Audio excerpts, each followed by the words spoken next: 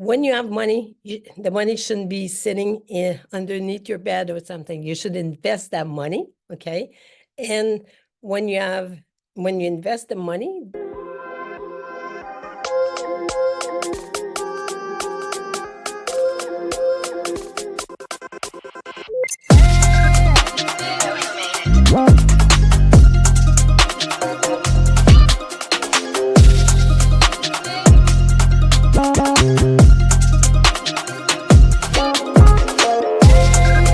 Hello, Empower Nation. Welcome to another episode of Empower Her Money podcast. I'm your host, Angela Duncan, and we talk all things money and business. Today's episode, I get to interview Monique Agne. She is all the way from Ottawa, Canada. I love being able to interview women all over the world. She is the author of Who Took My Money? She has a focus on teaching kids about money. I would love for you to learn about her 20-30-50 rule, what the magic of 8 means when it comes to your money. We're going to debunk some money myths and so much more. Today's episode is sponsored by morewithangela.com, where we are bringing these strategies from the wealthy to everyday people, helping you create double-digit passive income returns without having to dive into real estate and spend the time to find deals. Go to morewithangela.com today, book your call with me directly, and let me help you keep more, make more, live more. Hi, Monique. Welcome to Empower Her Money podcast. How are you today? I'm fine, Angela. How are you? It is an amazing day here in Miami, but today's episode is about you. So I know you are a best-selling author. You've got a lot to teach about money, which I'm excited about. But first, I would love for you to share your story and how you got to what you're doing today. Well, actually, my story started quite a little bit a while ago. And my first profession was actually in fashion design, moved to IT. And then from IT, I got certified as a financial coach. And I decided I love this. And I love teaching about money and everything. And so I decided to become a financial coach on my own. And for the last 20 years, I've been teaching people how money works, basically. And I have lots of nice success stories to tell from here in Ottawa, Canada. Very nice. So you wrote a book, Who Took My Money? Can you talk about the inspiration behind that and why you decided to write a book? Well, because by teaching, clients, you can only actually have one-on-one all the time. But with the book, I think we can reach more people out there and for people to understand how money works. It's really simple when we apply ourselves, really. And there's a certain principle, and everybody says the same thing.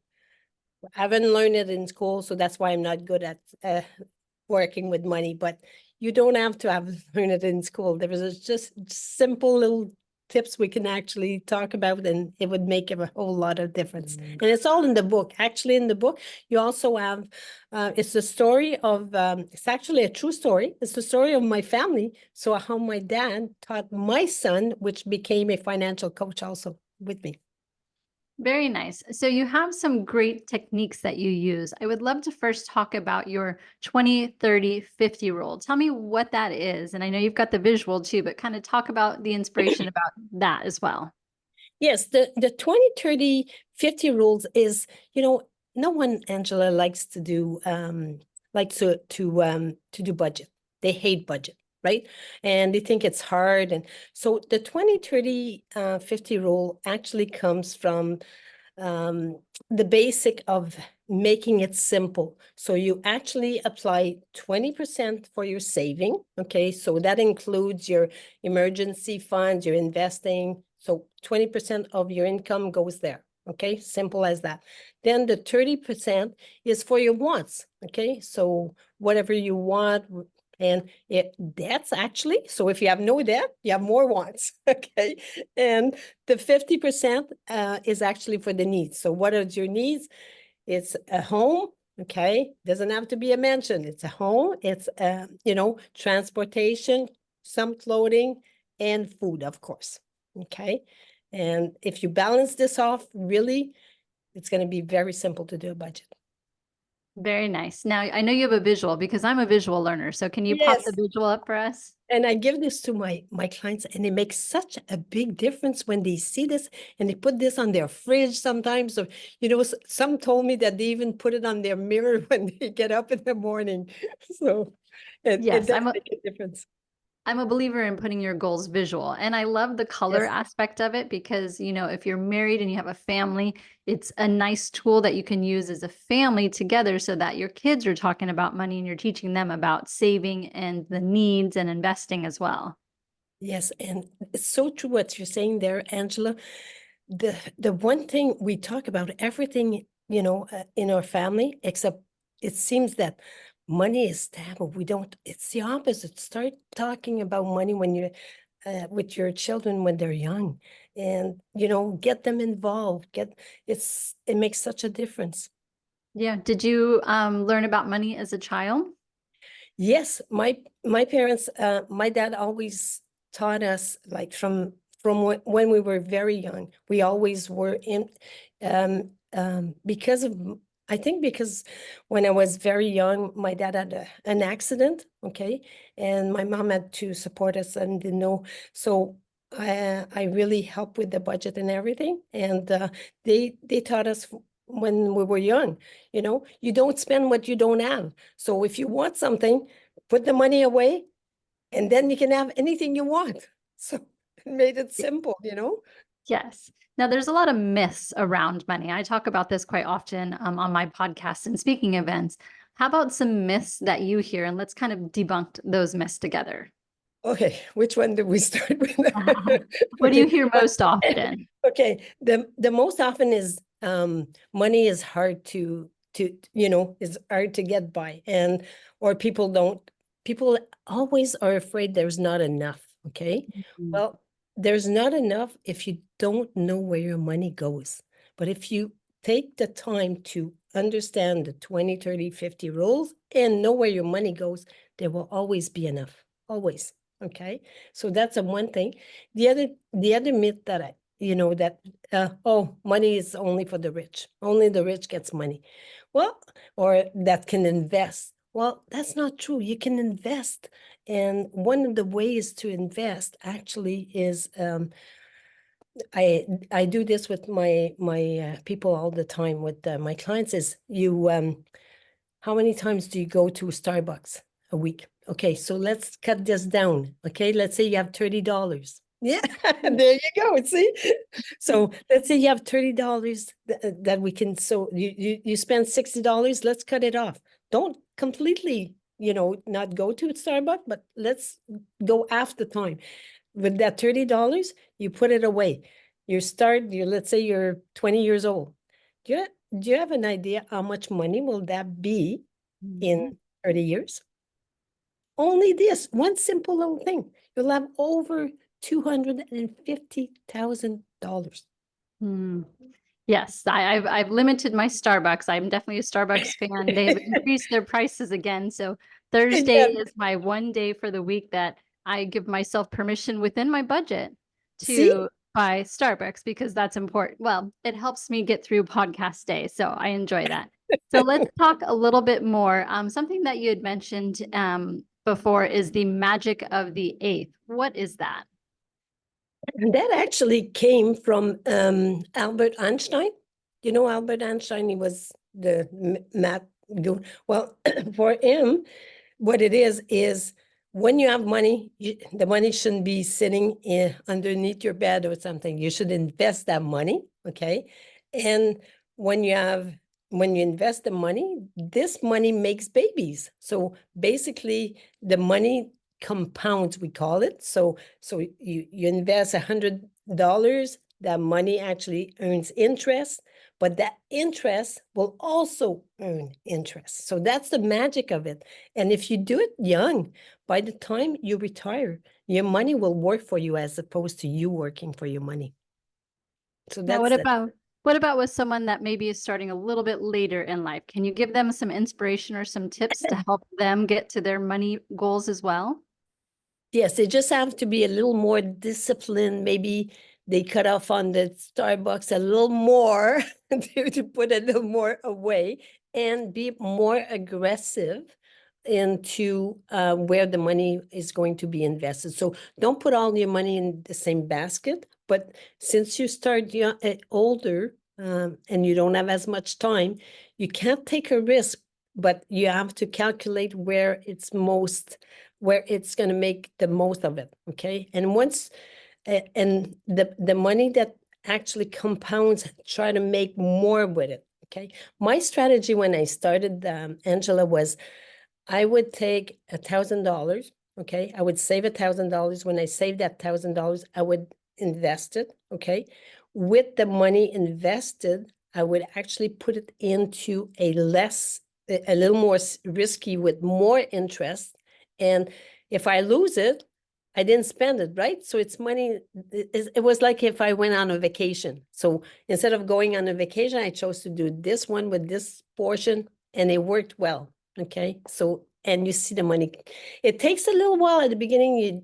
You don't have to be discouraged, but when it starts rolling and snowballing, it's amazing what it's doing. Yeah.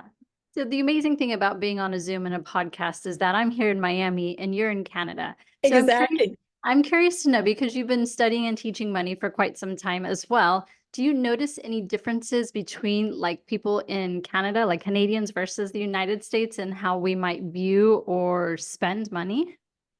The only difference is we have Tim Hortons, and we don't, and we have Starbucks, but you don't have Tim Hortons.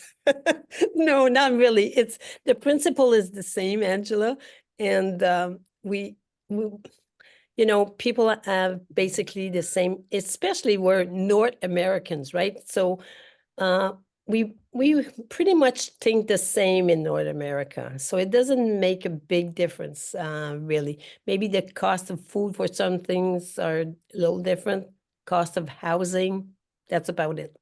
Yeah, that's good to know. I'm always interested to hear from different perspectives. I've never been to Canada. So it's interesting to be able to ask questions to someone who has grown up and lived in a very different country to see if Yes. there are any differences in the way that we think about money. Have you ever came to Ottawa? I have never been to Canada. It is on my list, but I will get Okay, there. then you know where to come. Yeah, awesome. So what do you see yourself doing in the future now? You've written a book, you teach money. What else would you like to do? Well, this is my latest thing. Can you see it? This Yes. is it's going to be even nicer. This is was my original version for my children for Christmas. I gave them this, and my goal and mission is to start teaching very young, teach in the Mm. school.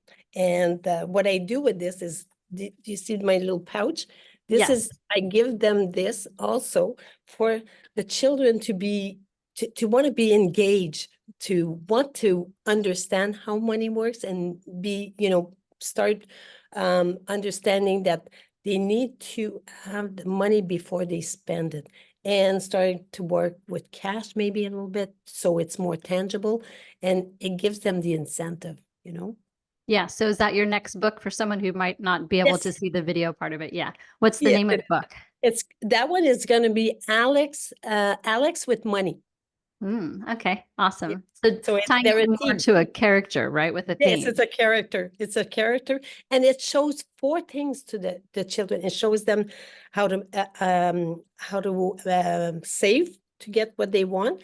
It shows them how to actually, in the story, the little boy actually goes and spend the money he shouldn't have because so he didn't be disciplined. So how to get back on track with this, and it shows them how he was very creative to make more money. And also when he came to go buy, he wanted a telescope. When he came to go buy the telescope, it was on sale. So he even got some more. And so at the end, he's very happy. He's got more money. He still has his money. And the money was from his want. And we show them that 20% is always has to be put away. And he puts it in his piggy bank, that one.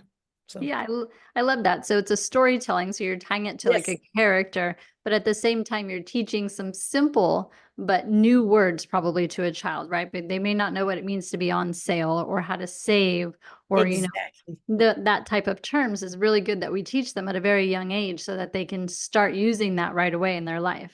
Exactly. Yes, and it's so important. And you do a nice job and a nice mission, and we have a mission out there to help these little ones. Yes, it's something that we understand and we've studied. So it's our responsibility now to make sure we're giving back to teach others the same. Exactly. Exactly. Yes. Yay. Monique, I have a fun question for you.